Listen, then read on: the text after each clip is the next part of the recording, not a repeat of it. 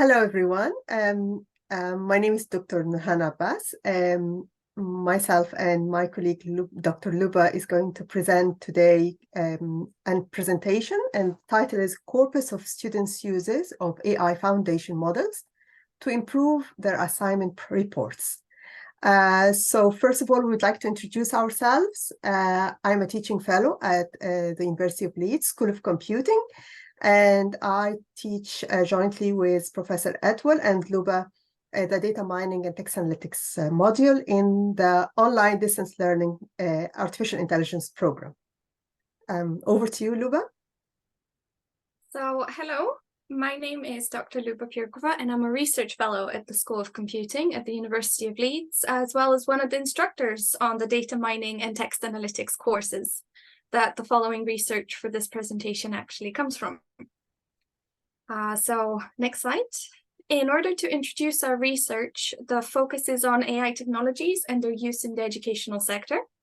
Particularly, we're here to present a brief study on the use of ChatGPT within the data mining and text analytics classes at Leeds University. In terms of background, ChatGPT was released at the end of 2022 as the first AI foundation model made available to the general public. A foundation model is a large artificial intelligence model trained on vast quantity of data at scale by self-supervised learning that can be adapted to a wide range of downstream tasks, for example, deep learning, large language model transformations, things like BERT and ChatGPT. In terms of methodology for this research, in the spring of 2023, computing students at the University of Leeds and China's Southwest Jiaotong University were encouraged to explore this technology as part of their course. About 500 students in the data mining and text analytics classes were set an assignment, which was to develop a research project proposal using data mining and text analytics theory, methods, and technologies for a practical application of their own choices. In addition, they were required to submit an appendix that was up to 3 pages that described the use of data mining and text analytics tools in developing said report. This would include tools used in a small pilot study to trial the methods proposed, as well as use of tools like Google Scholar and ChatGPT in searching for background information and drafting of the actual report. The students were also asked to include specific examples of their queries and results, as well as use of other tools like Grammarly or Word to check and correct the grammar style of the reports they were producing. In terms of analysis of the results, the method we applied enabled us, the research team, to co-create and annotate a data set or a corpus of student use of ChatGPT and other text analytics tools to improve their assignments. Each text in the corpus has 2 parts: the research proposal main text body and the appendix describing the process of developing the proposal. In developing these reports, the students utilized a range of AI, data mining, and text analytics tools to make structuring and planning of the reports a lot easier. So in this presentation, we report on the students' usage experience of these AI tools, namely on Grammarly, Word, ChatGPT, and Google Bard. After the general usage experience comments, we'll also present 4 different use case studies of these tools used by our students in writing their reports. Next slide, please. Understanding the student experience in using Grammarly and Word, there were both pros and cons described by the students engaging with these 2 technologies.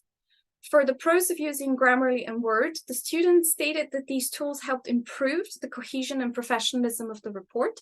This, in turn, improved the credibility of the report and ensured that it was easily understood by the target audience. The students also reported that the tools swiftly helped them identify and correct grammatical errors, as well as spelling mistakes, thereby ensuring that the proposal document was polished and conveyed in a more professional tone. Once they had rectified those fundamental errors, these tools went further and suggested improvements to sentence structure, style, vocabulary, which would result in a more concise, eloquent, and an engaging piece of writing. The readability statistics tool in Microsoft Word also provided information on the document's readability, including average number of words per sentence, the Flesch reading E-score, as well as the Flesch Kincaid grade levels. This tool helps some teams ensure that the writing was clear and easy to understand.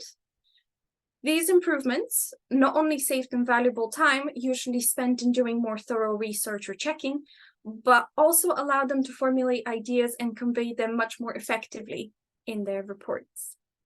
Next slide, please.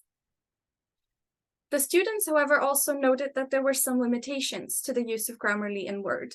Both Grammarly and Word are American English-centric systems. While they do provide options to switch to British English, students found that both systems still tend to make false corrections. More critically, Grammarly especially can provide suggestions that detract from the full idea that the students are actually trying to express in their reports, suggesting changes that alter the whole meaning of the ideas. Additionally, students have encountered issues with Microsoft Word's collaborative control. It occasionally resulted in conflicts of work being done, and at times resulted in loss of work done on the report, which they had to then manually recover or even rewrite.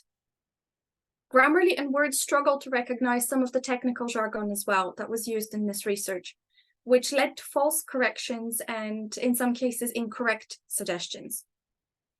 This meant that another manual lookover was necessary, which negated some of the time saved previously from actually using these tools. Next slide, please. This is actually a quote written by one of the teams that summarizes the pros and cons of writing assistant tools. It's important to note that these tools can be extremely helpful, but they are not a substitute for human editing and assessment. And while the tools undoubtedly saved a significant amount of time and improved the overall professionalism of the reports, there was still a fair amount of human effort required to ensure that the writing was accurate, precise, and effective. So it's a combination of writing assistance and human editing that actually produces the most well-written and well-received reports by the audience. Next slide, please. As the next part of the presentation, we'll now focus on 4 specific case studies of student use of ChatGPT and Google Scholar.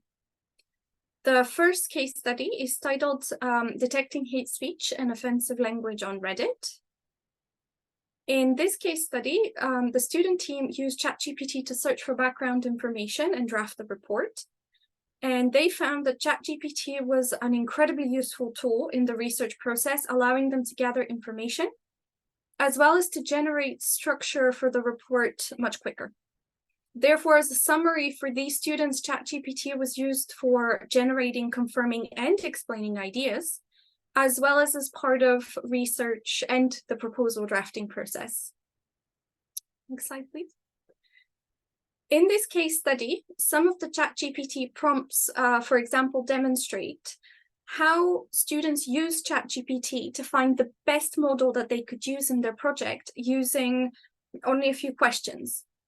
This process in time before ChatGPT would involve reading several academic papers or spending much time understanding the different methodologies and going through them. Some of the prompts included, for example, what is XLNet, which the students explained in the following way, that during the research for this proposal, they came across XLNet, and in order to summarize and understand this model quickly, the students used ChatGPT. In their words, ChatGPT gave a comprehensive answer explaining the model. So then that was followed by another prompt of, is XFLNet something that you can train with your own data to get classifications like a linear regression model, or is it different to that? To confirm the understanding of what XLNet is, due to relative unfamiliarity with the subject, the students wanted to determine if it would be applicable for this project or if it was just an implementation. In the same way, ChatGPT is not the same as GPT-4. Next slide, please. Another prompt then followed as to how big of a label data set would that typically be. This was asked following ChatGPT's comment regarding the data set size requirements for XLNet being ambiguous.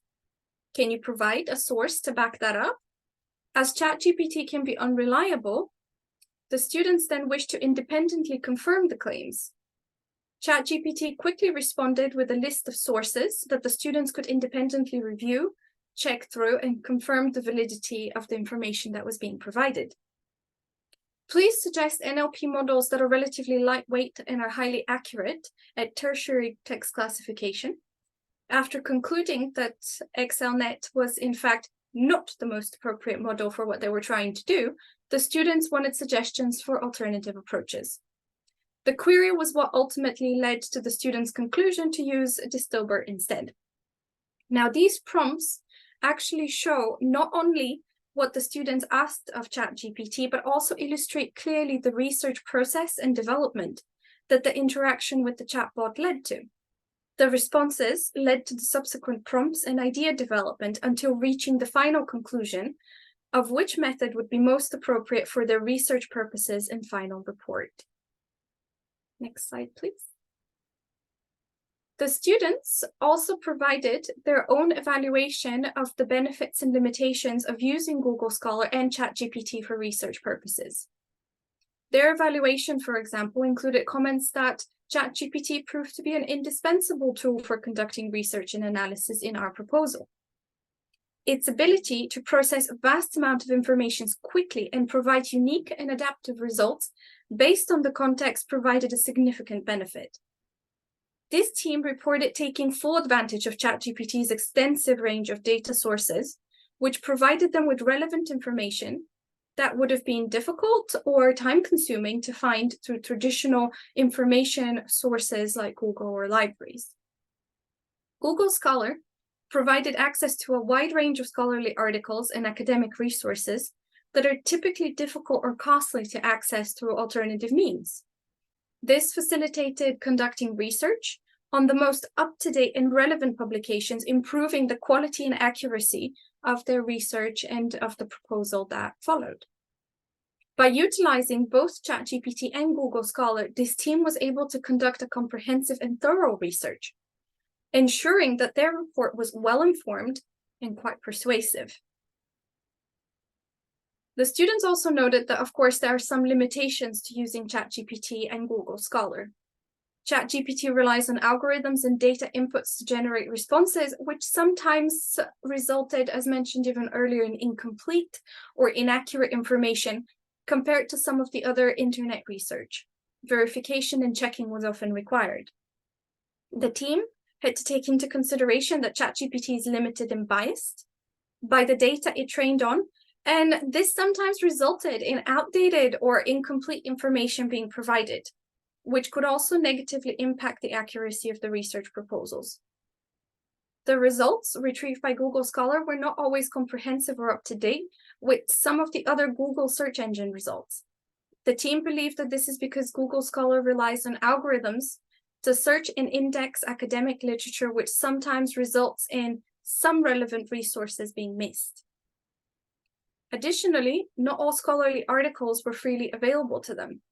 This meant that some of the articles were off limits because they have no budget and were restricted only to freely accessible or open source materials for the research. Now I will pass the platform to my colleague Noorhan for the remaining 3 case studies, as well as the wrap-up remarks to our presentation. Thank you very much, Luba.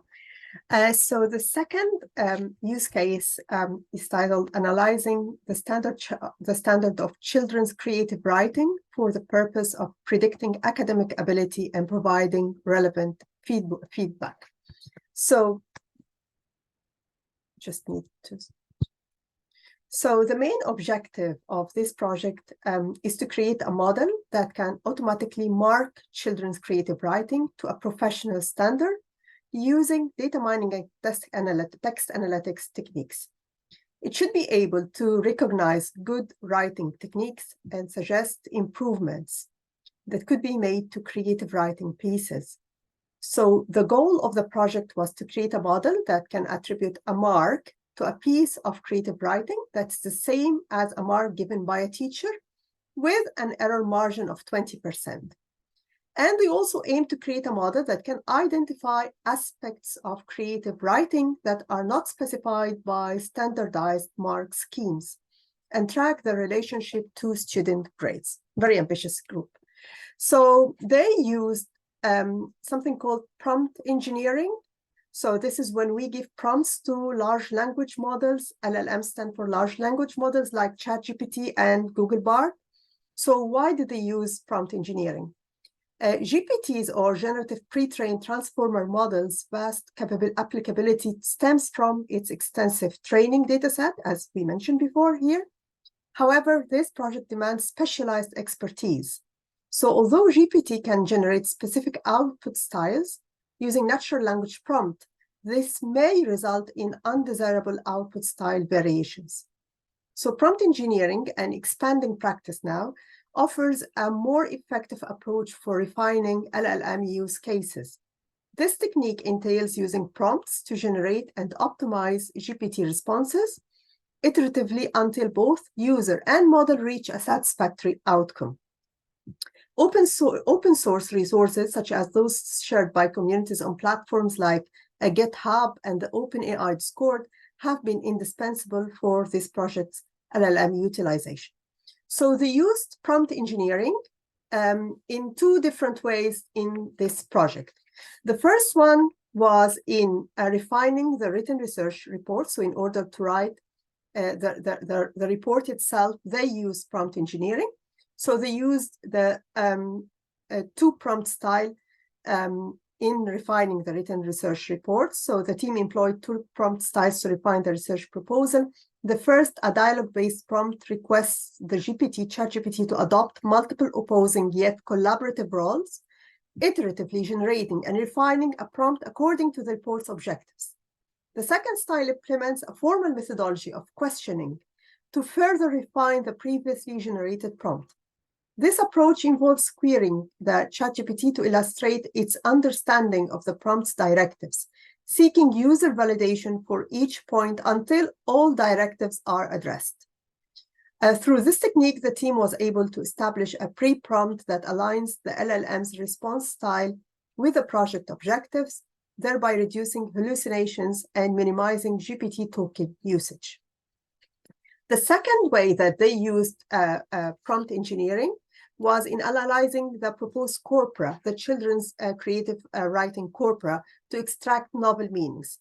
So they devised a prompt that comprehensively examines creative writing exam corpora, offering insights previously detectable only by human evaluators.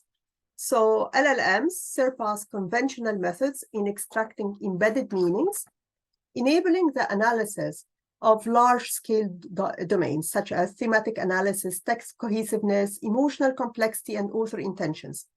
So while LLMs may not yield increased analytical accuracy and complexity compared to human analysts, they can uncover trends across vast datasets that were previously unquantifiable.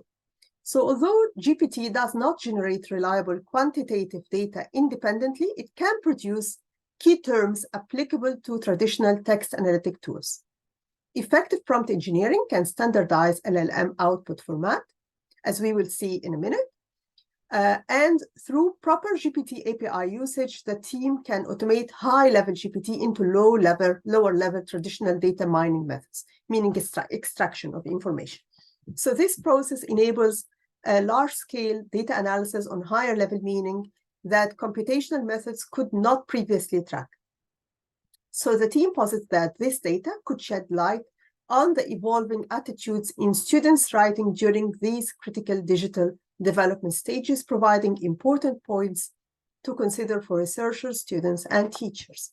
I'm going to show you now a template, some of the examples they use. So for the first use case in refining the report, their report, they provided ChatGPT with this prompt. Hello, ChatGPT, we are a team of researchers working on a university data mining research project. Our report involves using data mining and/or text analytics methods to contribute to novel knowledge that benefit, blah, blah, blah, and then they move on to giving it clear instructions on what exactly they expect ChatGPT to include in the report. So suggesting appropriate tools, ChatGPT, they are advising or asking ChatGPT to suggest appropriate tools and techniques for our project and evaluating our proposal based on the EPSRC evaluation criteria. And this was one of the requirements in the brief of the project.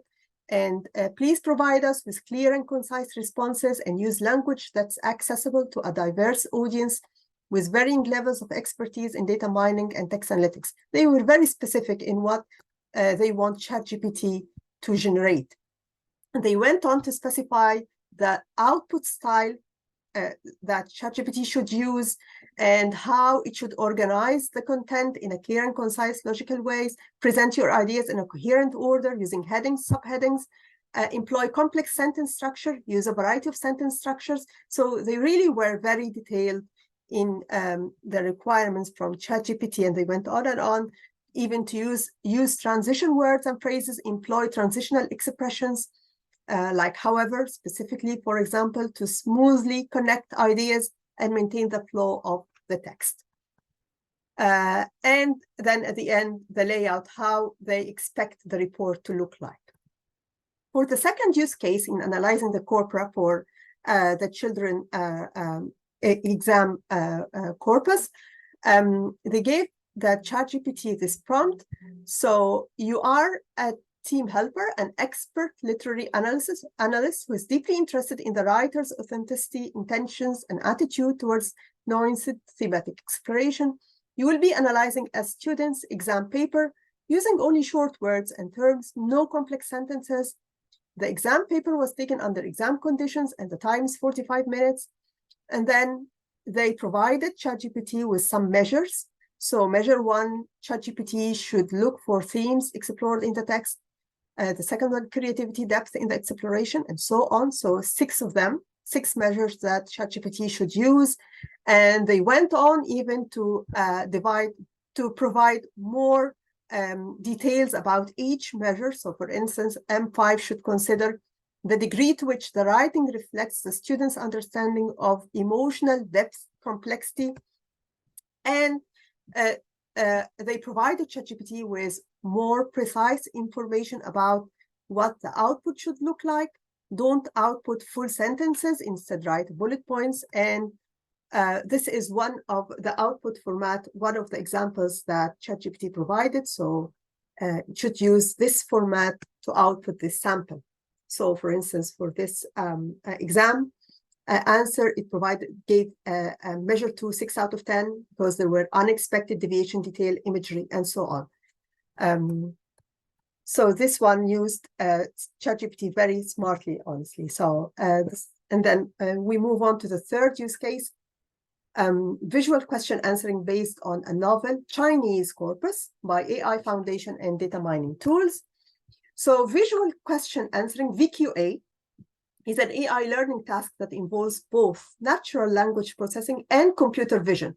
Computer vision because it has an image. So a VQA system takes in as input an image and a free-form, open-ended natural language question about the image and produces a natural language answer as the output. So to address the problem of a small VQA dataset, the team learned from other research studies in this field of study that a single image with multiple questions and answers often gives better results than a single image and a single question.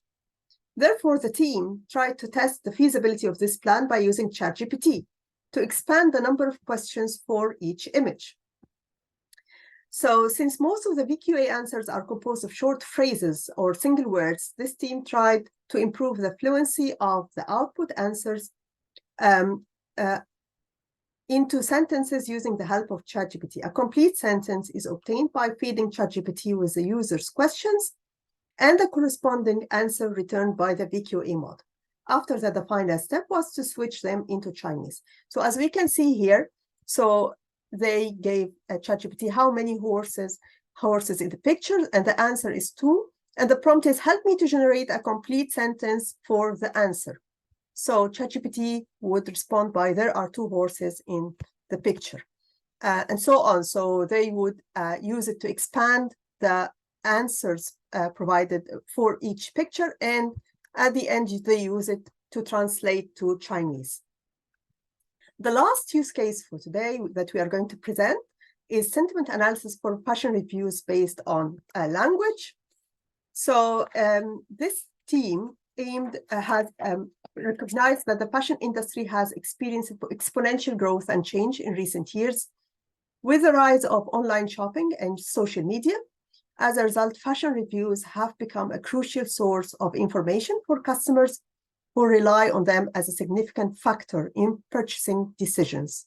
However, it can be challenging for customers to navigate through the large volume of online fashion reviews, which can be time-consuming, overwhelming, and confusing. So this team decided to develop a sentiment analysis model for fashion reviews based on language. The model will use natural language processing techniques to analyze the language used in fashion reviews to determine customer sentiment. And this will enable customers to assess the overall sentiment of fashion reviews quickly and easily, providing valuable information to inform their purchasing decisions. So they used, again, prompt engineering using both ChatGPT, but this time they also used Google Bard to write the report and compare between the output of the two LLMs. So for instance, they would provide a prompt to ChatGPT and the same prompt to Bard and compare the output from the two LLMs, from the two models. So they noticed that there are main differences between the two models. So for instance, when using ChatGPT, we found that the answers were at first, it would hallucinate, which is a common thing in ChatGPT, to the point where it was difficult, difficult to recognize, to find resources online backing up its claims. But after interrogating it by altering the style of question, it was able to provide excellent responses for both literature review and idea generation. On the other hand, Bard, there was significantly less hallucination, but it didn't provide creative answers, making it difficult for example, when providing fewer original answers. Hence, it was difficult to use for idea generation, but good when it came to literature review, as it had more access to reputable sources. So this team concluded that for idea generation, Bard's approach can help narrow down the focus of the study, while GPT's approach can help generate diverse set of data analysis. A ChatGPT approach can help find relevant sources for the literature review, and Bard's approach can ensure that the literature review is based on reliable data. So to conclude, our students are aware of the pros and cons of the artificial intelligence tools like ChatGPT, Google Scholar, Bard, and the likes, and it will be interesting to further study how the educational sector will adapt to the new tools that are newly developed on a daily basis now, and challenges and opportunities that come with them. Thank you very much. Thank you for having us. Thank you.